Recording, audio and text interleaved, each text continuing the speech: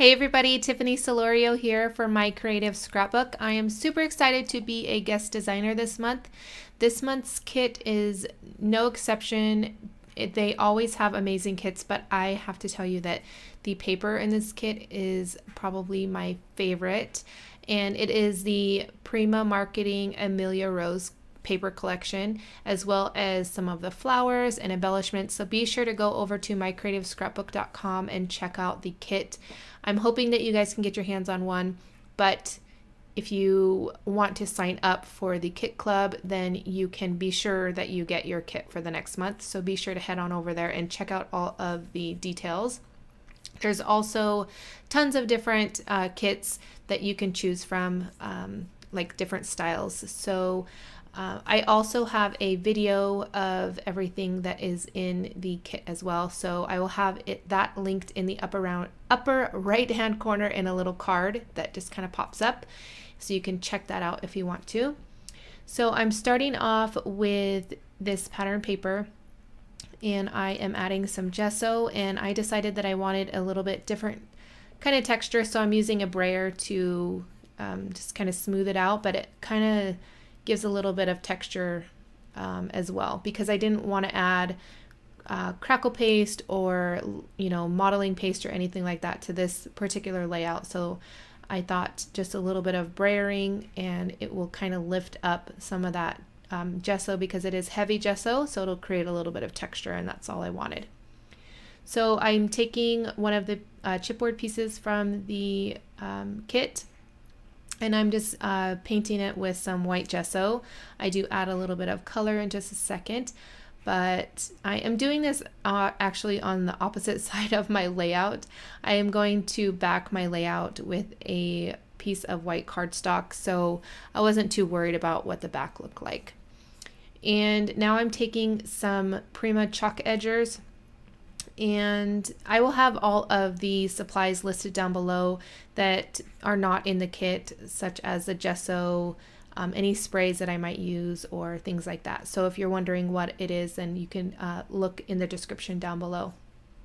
So I just dab on a little bit of the chalk edger to my mat here on my desk, and then I add a little bit of water, and then I'm using this paintbrush to just kind of smooth it out around.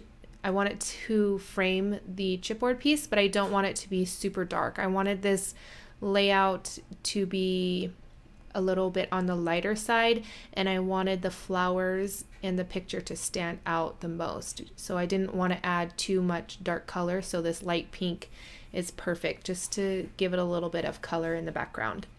So that's what I'm doing, and my camera is going a little bit wonky here because it doesn't really like that pattern paper too well. It's anyways, so I am taking that chalk edger and I'm going to add some color to the chipboard piece, and I just go around the edges, and then I'm going to take a little bit of water on my finger and then just kind of spread it out, and this gives a nice look to it, and then it blends out those harsh lines, because you don't want it to be you want it to be nice and smooth and blended out. So that's what I'm doing here.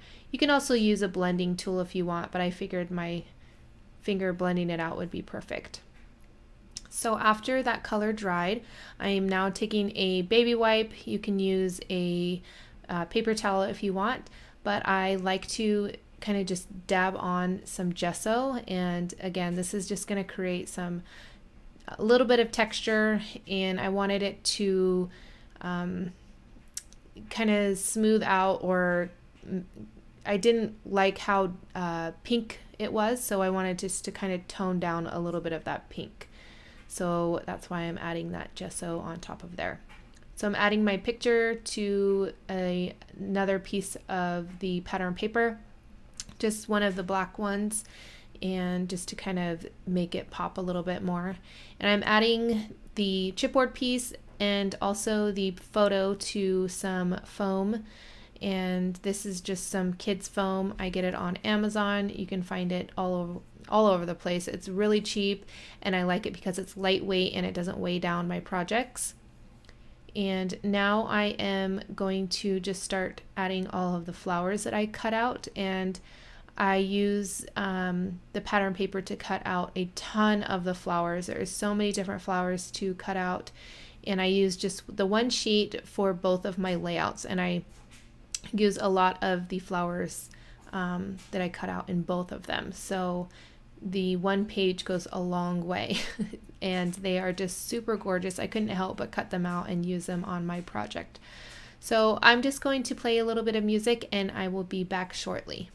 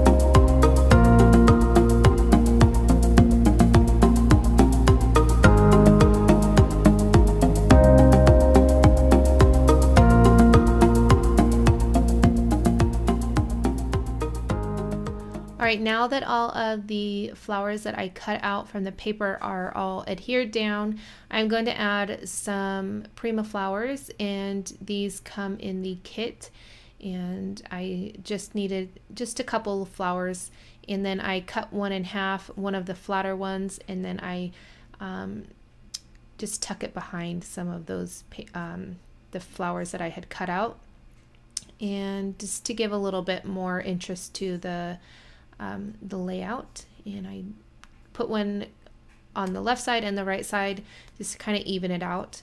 I'm adding some of the little stickers there, and then I'm going to add a little bit of upholstery thread behind this butterfly, and just to give the layout a little bit more texture. And then I'm just going to take a little bit of white gesso just to kind of give the flowers a little bit of white on them, just to kind of make everything come together.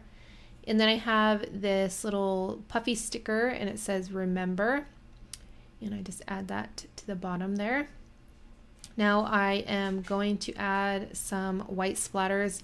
I am using Distress Spray Stain in Picket Fence. This is my favorite to use. You can also use white gesso watered down if you don't have this spray.